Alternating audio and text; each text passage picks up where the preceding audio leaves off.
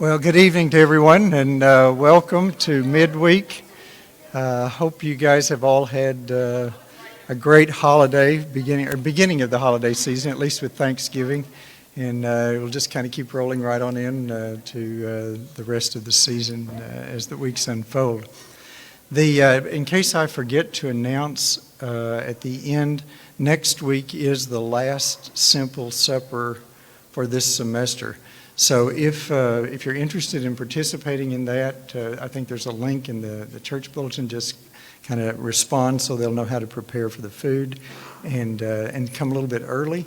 It's in this room, and then we'll just move right on into class from there. So very glad you're here. For our friends who are online, thank you for being part of the class as well. Well, when we have a week off like this, it's a little easy to get out of the rhythm, to kind of forget where we are. So I want to go back to a slide. If you remember, our last discussion was about teaching forgiveness. How do we do that? How do we teach our children that concept? And one of the opening slides was to talk about what forgiveness is and what forgiveness is not. And so on this particular slide, we were talking about what forgiveness is not, and the last bullet point on this slide was, it is not the immediate restoration of trust. So that's sort of the springboard for what we're talking about tonight. Forgiveness is a gift. Trust has to be earned. So it's about trust tonight that we really want to focus.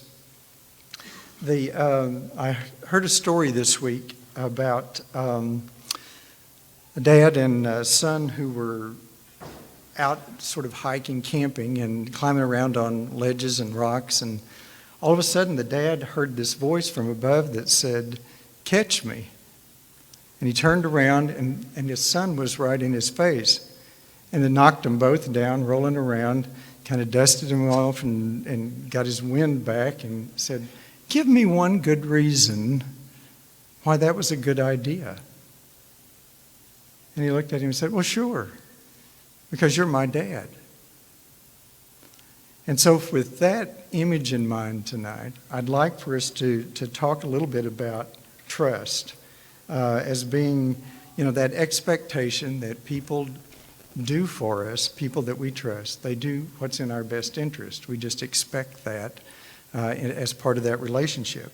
It's the glue that holds really our society together when we think about all the things that require trust. So we're going to start with a little whiteboard tonight. And what I'd like for you to do is just to give us things that on an everyday basis require some degree of trust.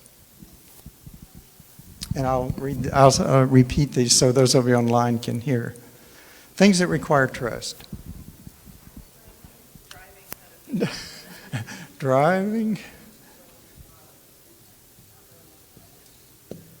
Driving, for sure. Marriage.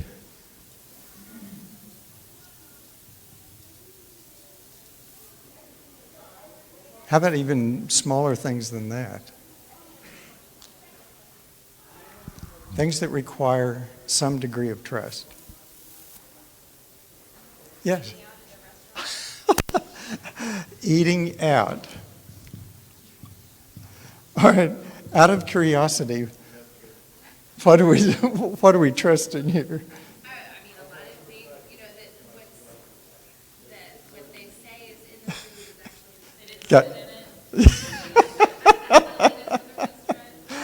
Yeah. Has the health department been there lately? Kind of thing. Yeah. All right. Someone said health care. Now, there's a whole long list that you could put under this. When you pick up a prescription, what's in the bottle? Where did it come from? Are you actually getting what you're supposed to have? And that list just goes on and on and on. Anything else you can think of? Carrying out promises. sitting in a chair. Did you have a chair break recently? Be honest. For those of you who couldn't hear, she said sitting in a chair, and then the insinuation was that there has been a problem recently sitting in a chair. But anything else that comes to mind? Child care / education, like knowing that your child is safe and stuff. Okay. Going over bridges.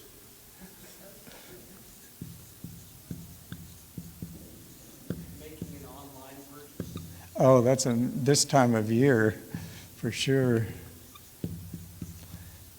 Online purchase, crossing a bridge. Any of you ever cross a bridge with your feet up? Any of you ever do that a long time ago? That was a big deal. Well, I guess this list, we could just go on with it. But I think as you start thinking about it, and the longer you think about it, it's almost everything we do in an exchange sort of way requires some degree of trust. And then even the things that we do individually, whether we're the medication thing, taking the medication, that's a personal choice that we have to decide. So things even like healthcare, someone mentioned dialing 911. Will somebody show up? And if they do, will they know what they're supposed to do and get us where we need to go on time? What about, nobody mentioned online banking or online purchase, I guess it's close, but banking, when you make a deposit, do you know where the money goes? We just trust that it's going to wind up where it's supposed to go. Or when you put a letter in the mailbox, do you know where that's going to go, or do you just trust that the Postal Service is going to pick that up and deliver it to the address that you put on there? So that, that goes on and on and on. But we've talked about this on several occasions. I didn't go back and pull out the slides because you've seen them. But there's been a paradigm shift in trust in our lifetime. If we go back to the 100 years, the folks who were born 1910 to 1940, these are the folks who engaged the Second World War, who dealt with the Great Depression, and there was a great sense of community cooperation during that time. There had to be in order to survive. The trust level was high, even though the demands were great for survival. Government seemed to find a way to deal with crises in a very efficient way that benefited the common good. So there was a time coming up to mid-century where trust level was high. And then you remember where we started with all of this sort of going awry was with the slide from Woodstock. And if you remember the mantra from there, it was don't trust anybody older than age 30. Now, if we go back to our story that we started with tonight, there's a caveat to that. There's another story about a dad and his little boy who were out on the porch, elevated porch, and he said, "You wait here, I'm going down below. And when I get down there, I want you to jump. Just jump, I'll catch you, you jump." Well, the little boy didn't really want to do it. He kept being, get up to the edge and back up, and the dad kept encouraging him to jump. And so finally he got up his courage and he ran and he jumped, and the dad just stepped back and let him hit the ground. And so he went over and he picked him up and dusted him off and he said, "I want you to remember that lesson. Don't ever trust anyone." There's a huge difference in the first experience and in the second. And there has been a drift in that way.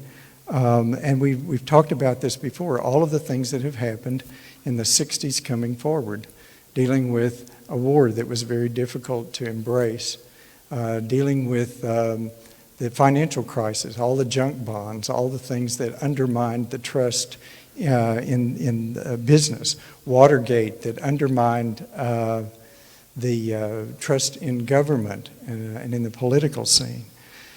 So maybe the tendency would be for us to think that, we just don't deserve to trust anybody.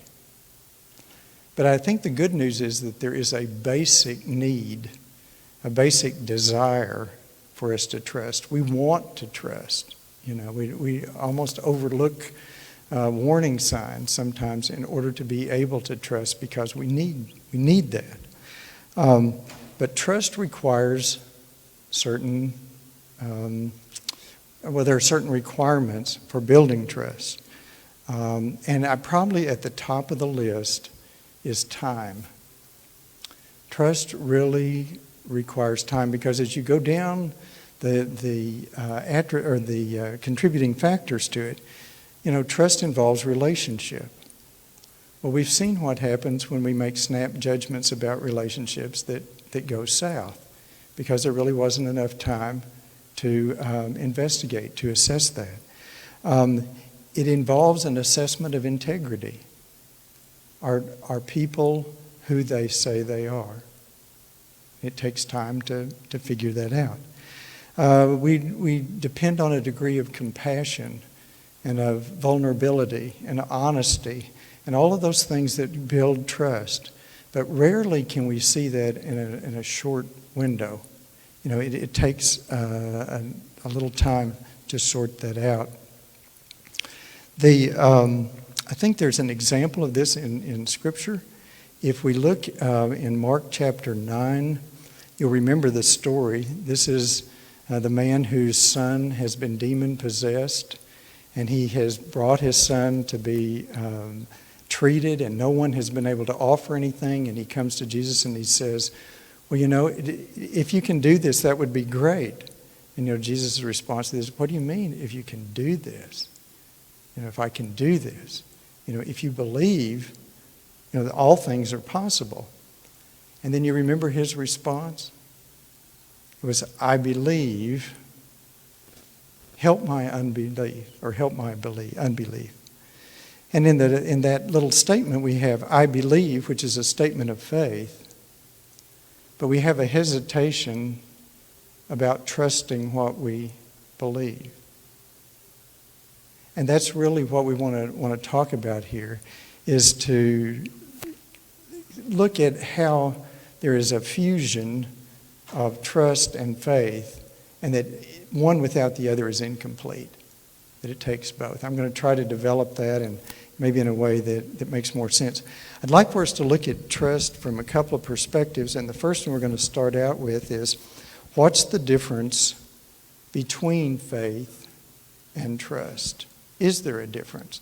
Because don't we use those terms interchangeably? In fact, it's really hard to define one without using the other word in there. So we're going to try to separate those just for a minute.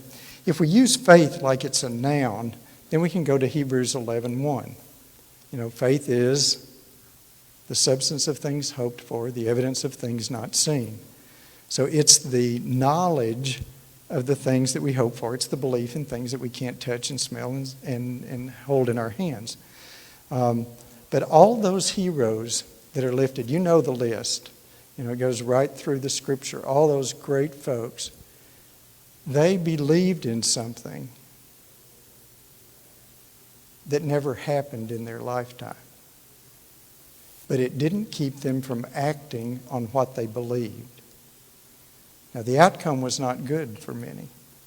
Some it was, but for many, the second half of that chapter are folks who suffered a lot for acting on what they believed. But that's where we use trust as the verb. I act, I trust on what I believe to be true. Now let me give you some examples here if we can make a case for this. If you look at a balloon, it has the capacity to do a lot of things. And we look at a balloon, we know it can float, particularly if it's filled with helium. We know it brings a lot of pleasure to parties and to children and to sick folks in the hospital. It has a great ability to do good things. But in this condition, it doesn't do anything. Okay, I mean, it's just lying there doing nothing. But if you fill it with helium, then it begins to rise. It begins to do all that it can do. And so the comparison here is, if we consider faith to be the knowledge of what that balloon can do, it isn't until we do something about it that it comes to full power. So I know, that's my faith, but I trust what I believe, so therefore I do. Okay, is that too all over the place?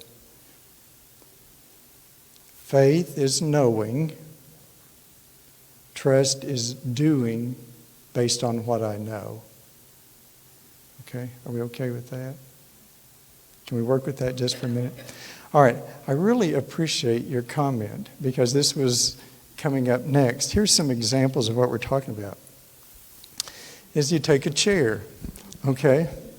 When you came in here tonight, you had faith that these chairs were designed to hold you. That they, maybe you didn't have faith that they were comfortable, but at least that you could sit in them and that they weren't going to fall out from under you. That's faith, okay? Trust was when you sat down, okay? You believed that the chair would hold you and that you could be comfortable to a degree in that. But really, it didn't matter until you trusted what you knew to sit down, to sit in it. All right, so let's assume that's too close to the ground. How many of you have done that? Any takers in here? No? Well, if you were bungee jumping, there is faith involved with this. You have faith when you walk out on that platform that that rope is going to hold you, that it's not too long so that you're not going to whack your head, when you hit the bottom.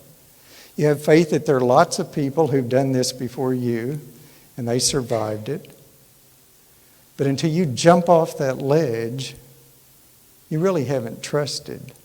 You know all those things, but the action is the trust in what you know. All right, we'll go one more then. If that's not high enough for you, how about this one? Anybody skydived or parachuted for fun?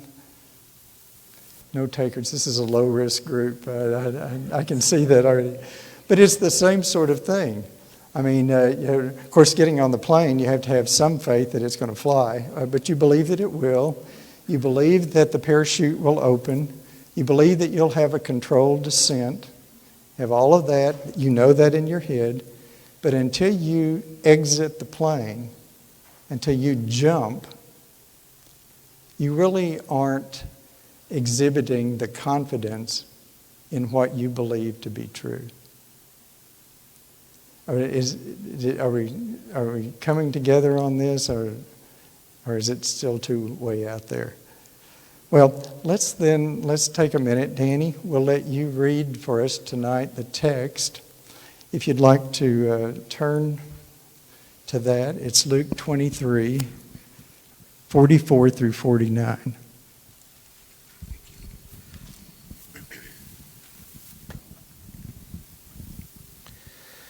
It was about noon, but the whole area became dark until 3 o'clock in the afternoon. There was no sun. The curtain in the temple was torn into 2 pieces. Jesus shouted, "Father, I give you my spirit."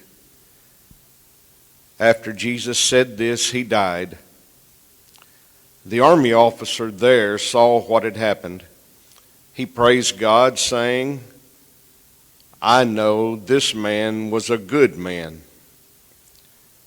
Many people had come out of the city to see this thing. When the people saw it, they felt sorry, very sorry, and left. The people who were close friends of Jesus were there. Also, there were some women that had followed Jesus from Galilee. They all stood far away from the cross and watched these things. Thank you, Danny. I'd like for you just to hold that image in your thought. We're going to come back to it in just a minute. The translation that we frequently hear is the final words that Jesus actually speaks to his Father are, "Into your hands I commit my spirit." And then it's the end at that point, the final words.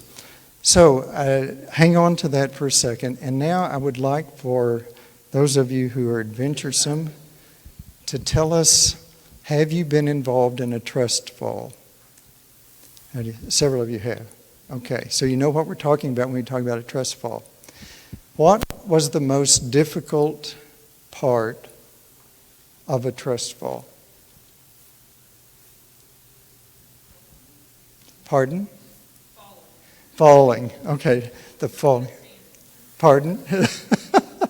Yeah, those of us who are older, we fall anyway, so we can trust that we're going to fall. But what about this particular exercise? What's hard about it? I think the anticipation, like when they're like, okay, let's count. And you're like, no, try again, go back. And then the anticipation before you fall is scary. Okay, so it's that working up to the whole idea of letting go, of going. All right, what else makes a trust fall a real challenge? You realize that what this is all about, for those of you who maybe not be familiar, this is like in team building. People spend lots of money, companies and organizations bringing groups in to try to build camaraderie and trust and enjoyment in the workplace. And so they go through ropes courses and all of this. But in this situation, this is where you have a group of your colleagues who stand behind you. You're facing away from them. You don't see them. But the idea is that, as you were saying, that you count this down and then you fall back. Yes. Sorry, I wasn't trying to interrupt you. I often think that in a trust fall, we focus on the person who is falling, but there's also a burden on the people catching. And I think that reminds us that we have to be there for people around us when they need someone to catch them. All right. So there are two perspectives here. One is the person who is falling. The other is from the perspective of those who are catching. So if you're, let's just take the one who's falling. Let's work from that first, and then we'll talk about the other. If you're in a falling position, what's the hesitation other than just the wait for it to happen? Any other problem with that? Let me ask it another way. Would all of you right now volunteer to do a trust fall? So we have at least one negative vote. Would you have to think about it? Would you have to work up to that idea? What difference would it make? What would make you be willing to do it? If you knew the people that were the catchers, that's a big deal to start with. Of course, that's why this whole thing comes up, is to try to build the confidence in all of that. But if you don't know the people who are catching you, there's a little reluctance. Now, what if you're a catcher and you don't particularly like the person who's about to fall? Does that change the dynamic at all? Look, I love my cousin, but she would let me fall because she thought it was funny. And I trust her with a lot of other things, but that's not one of them. Which, again, hang on to this, because we'll come back to this in just a few minutes about that whole thing. But I think that one of the big issues here is that you have to do it blindly. I mean, that you have to decide that the people who are behind you really do have some concern about your well-being. You know, now if you have any doubt about that, then the hesitation begins to build. You know, this thing that, well, I'm not sure I'm willing to put myself at risk to do that. But if you see from that, it's based on a belief. If I believe that you will catch me, then I'm willing to display the trust to fall. If I don't, then I'm going to walk away. And that becomes important. Well, I'd like for us to think back now to what Danny read, because I want to put this in a different perspective than we usually talk about it. I think it may be possible to think in terms of this final statement of Jesus as a trust fall and as an example for us going forward. If you look at this back in Mark, the account of Gethsemane in Mark, Jesus has this version, or Mark has this version of what's said. Abba, Father, he said, everything is possible for you.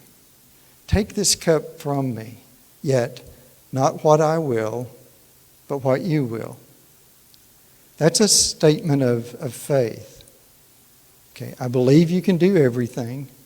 I believe you could take this cup away from me. But I trust that you will do for me what is best for this situation. I believe that to be true. All right, and then you get to the last words. I believe all of this. Therefore, I commit myself to your hands. It's a trust fall based on what he has already spoken that he believes. Now, we're talking in terms of Jesus, the human, the Son on earth, in the relationship with the Father. Okay, this is not the divine questioning here. This is the humanity of Jesus trusting the Father in this situation.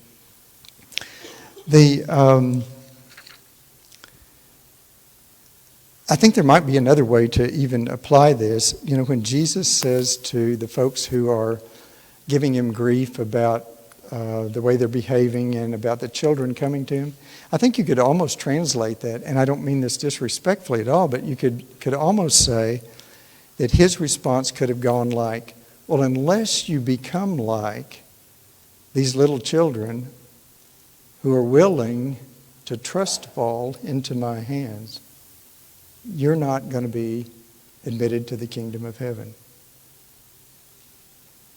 It's that whole release of control to fall into his will, to his ability to do for us what is best in the process. All right, that's trust as a verb.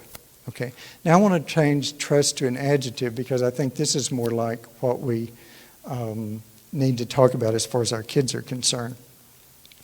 And so how do you determine if I'm trustworthy or if you're trustworthy or someone else is trustworthy who is involved in the lives of our children? All right, and I'm going to tell you on the front end that this is heavy loaded on us. This is not a heavy burden on our children. It's a heavy burden on us as we talk about this. You've seen me write this up here so much that you're probably sick of it, but I'm going to do it one more time because I think this is really the core of what this whole discussion has been like since the summer. That when we're talking about teaching our children, unless we are able to demonstrate for them what it is that they're supposed to be absorbing, then it's a really tough challenge to get that done. So let me walk you through this. Tonight, though, it's not C1, it's C the one. Okay? So if we walk through this logic here for a minute, if God is trustworthy, would we all agree that? We don't have to argue about that or prove that. If God is trustworthy, if Jesus imitates God, his Father, okay, then we can trust the words and actions of Jesus as being trustworthy, right? God's worthy of trust. Jesus does what God does. Then Jesus is trustworthy, all right? Can we follow that logic, okay? All right. This is to remind me of another story. There was a gentleman who was a farmer, was out at his barn, all these birds in a snowstorm, cold, didn't have anything to eat, so he opened the doors to the barn, but the birds wouldn't go in. And he put seed out to try to bring them in. He tried to shoo them in. He did everything he could to get them in, and they would not go. And he finally decided that the reason that they wouldn't go in the barn is that they were afraid to go in the barn. And the thought came to him that if I could just be a bird, I could show them the way into the barn and that it would be a safe place to be.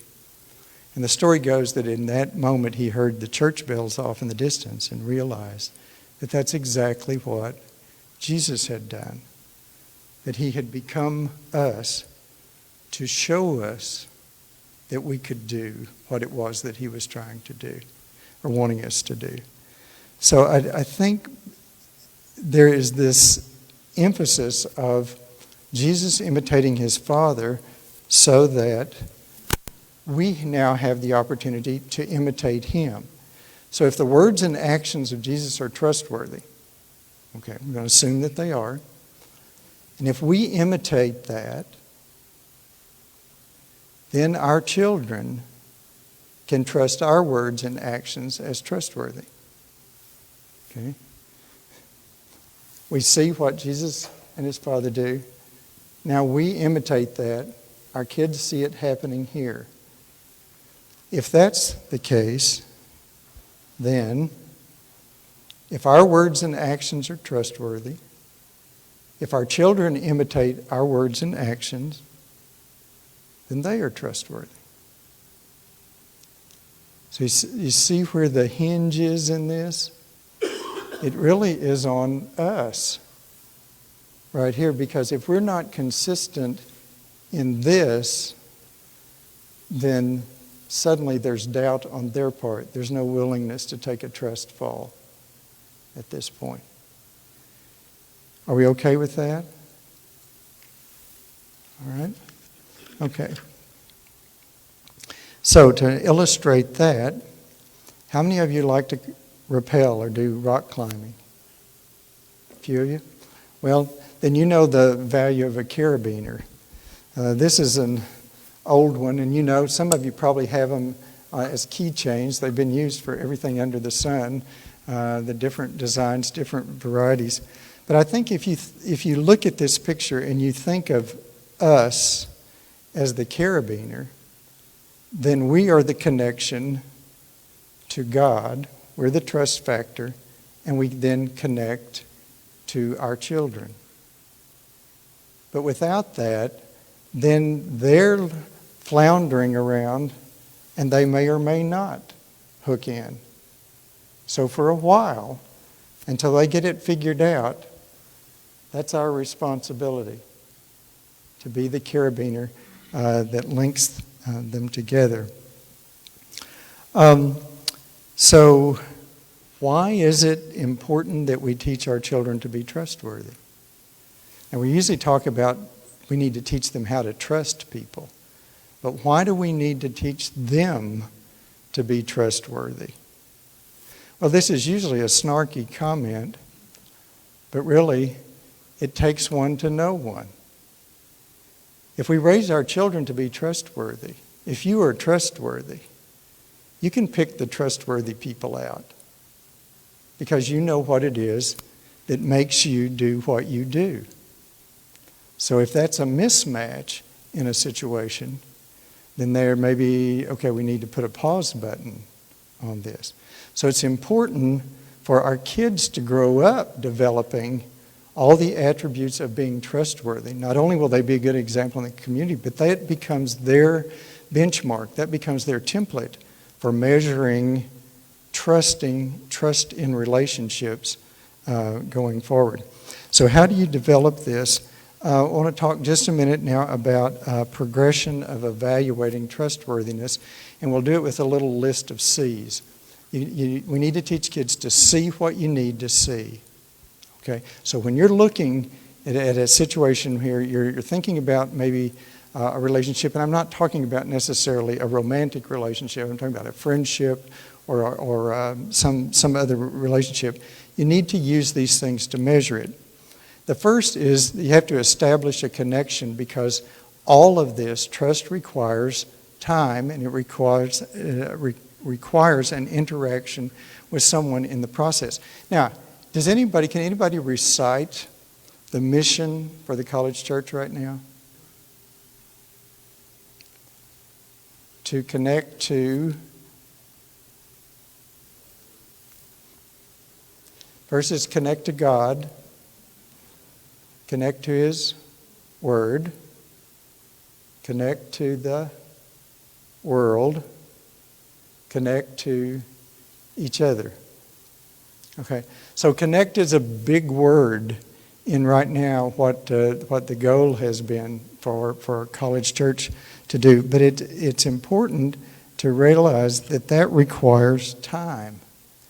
You know, when you connect, it means you're going to come in contact with someone else, and then you're going to have to evaluate trustworthiness over time.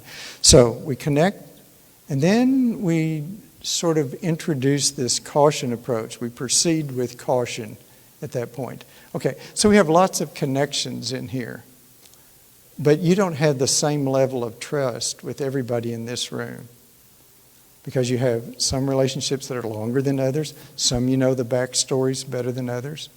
So there's a certain amount of caution that you proceed here, moving from superficial to something more significant. And it's also, we forget about this, it's not like I'm trying to figure you out, but in this relationship, you're also figuring me out.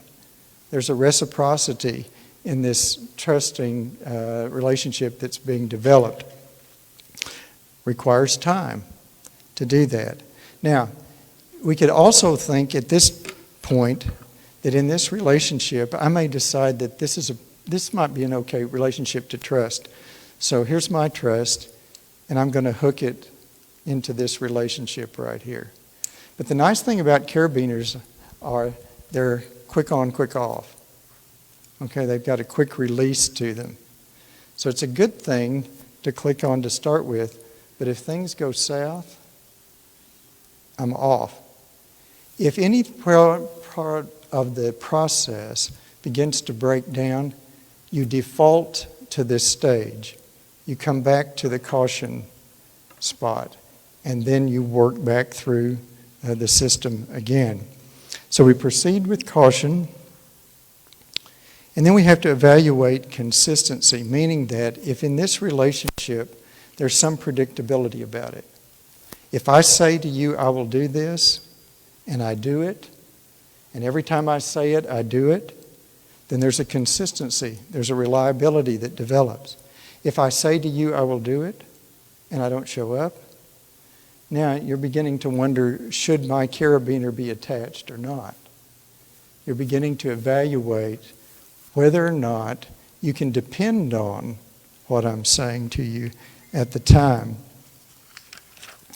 And then we, at some point, decide, do we have enough courage to leave our carabiner attached? Okay?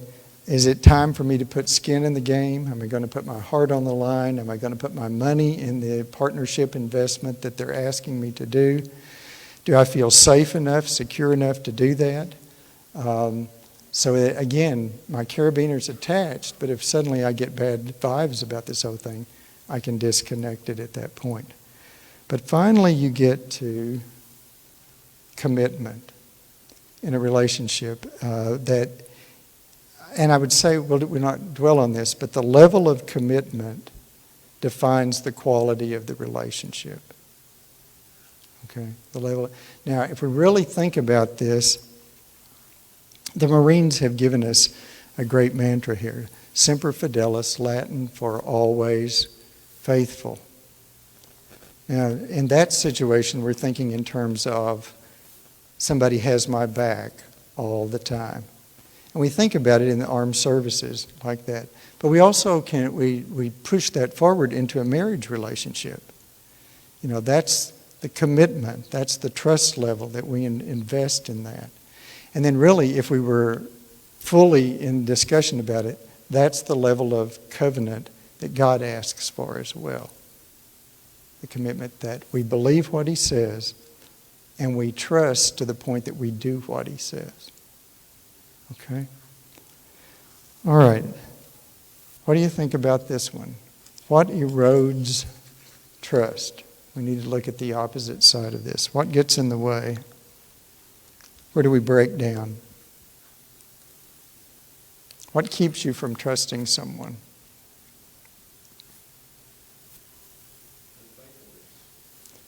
All right, and how is that expressed?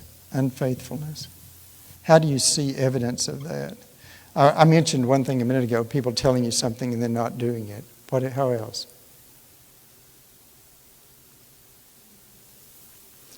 Okay, which is probably another way of saying that.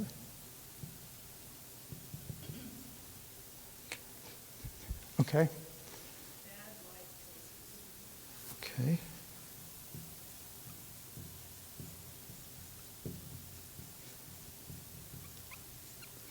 Let's do the things that hurt. What are the things that hurt you in a relationship? Lying, that's a big one.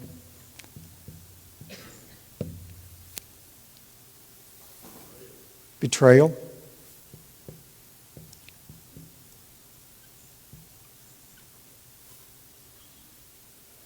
What about gossip? Would this even fit? Being canceled in a situation where you thought you were valuable? Anything else you can think of that undermines trust?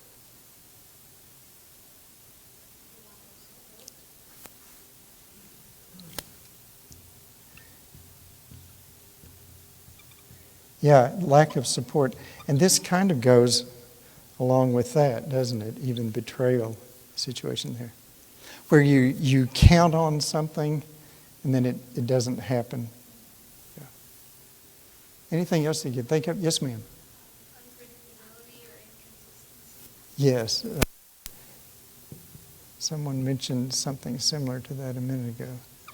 All right, yes. So when you can't rely on either the behavior or the comments of somebody, then the willingness to trust really just goes down the tubes in a hurry. There's something very interesting in Proverbs. If you haven't looked at this in a while, I thought about this again today, is that there are seven things that God considers detestable. But if you look at this list, look how it matches what's on the board here.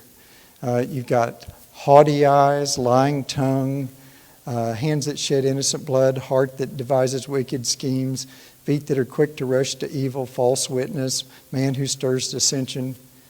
I mean, those are all issues that are very much like what you just said here. So basically, God is saying, I hate the things that undermine trust, and particularly undermine your trust in me in the process of all of this. So before I teach my children about trust, can I be trusted? Am I trustworthy? I know me. Who am I? I know my motives. I know what I'm about on the inside. Now, you may not, but I know me. But then the second question is, who do people think I am? Am I who I present myself to be? Or do I have a double life on this? And the reason I'm saying this is important because this is where teaching our children becomes an issue. Children are at risk when people manipulate them, when they begin to create a perception that they are someone that they are not. Okay, now I'm sorry we have to talk about this, but it's important as we talk about the responsibility for our children and our grandchildren and our children in this congregation. The term that you'll see is grooming, okay, that's out there. And it's talking about folks who build a relationship with a child that appears to be trustworthy. But the whole reason for the relationship is to exploit them by taking advantage of their weaknesses. Now, it can be anybody. It can be a family member.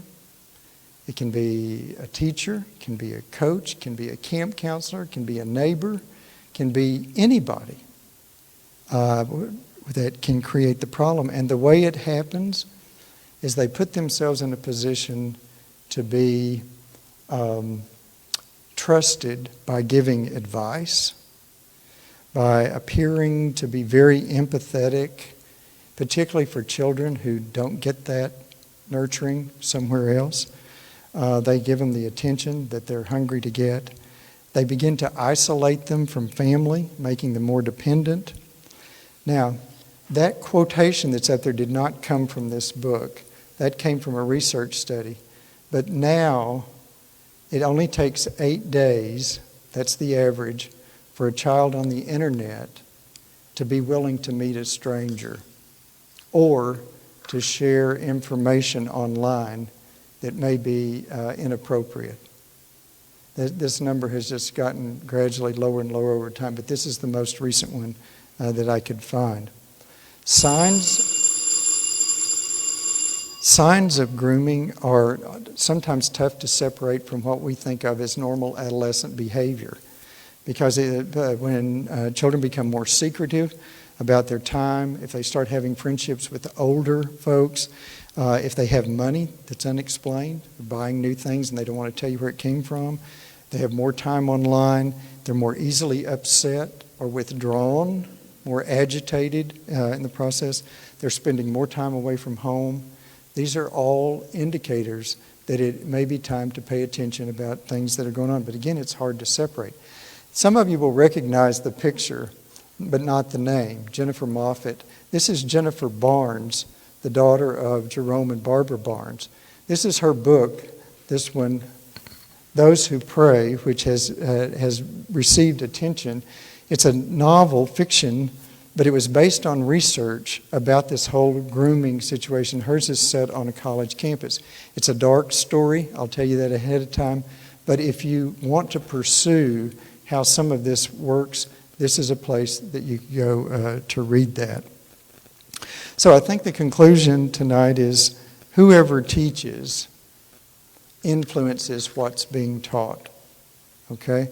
So we can either take this approach, sinners in the hands of an angry God, and just scare everybody to death, or we can take this approach, which is, I think, much more inspiring because it's coming from someone who is trustworthy in the process.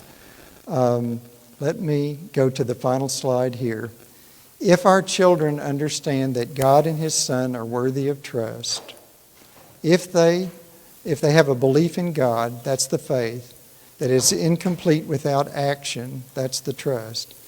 If being trustworthy helps them know who and when to trust, then we've taught them well in the process.